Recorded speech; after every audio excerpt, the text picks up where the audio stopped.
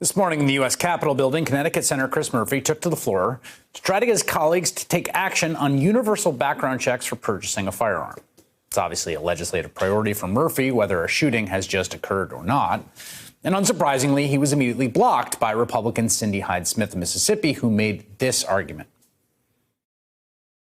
Many questions about this legislation need to be answered before it's forced upon law-abiding gun owners.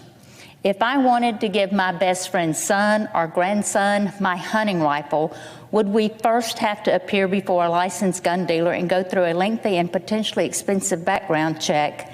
This is my understanding. You probably won't be surprised to learn that Senator Hyde-Smith has an A rating from the National Rifle Association, which was also added again this morning, mocking Democrats in a tweet as the gun salespeople of the year. Because hilariously, there's been a spike in gun sales despite all the Americans being killed by them.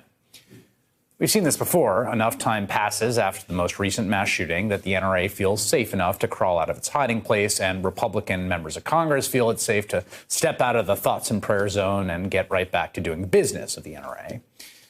But at nearly the same moment as that debate was taking place on the Senate floor this morning, news broke from the other side of the country. A 16-year-old boy had walked onto the campus of his high school in Santa Clarita, California, with a semi-automatic handgun, and he killed two kids, a 16-year-old girl and a 14-year-old boy. He also wounded three others, each 14 or 15 years old, and then he shot himself, this 16-year-old, in the head. He's still alive. He's in custody at this hour in the hospital in grave condition. The idea that we are just going to sit here and twiddle our thumbs week after week as 100 people are killed by guns through suicides and homicides and accidental shootings. It's an abdication of our basic responsibility as United States senators. There's nothing that matters more to our constituents than their physical safety.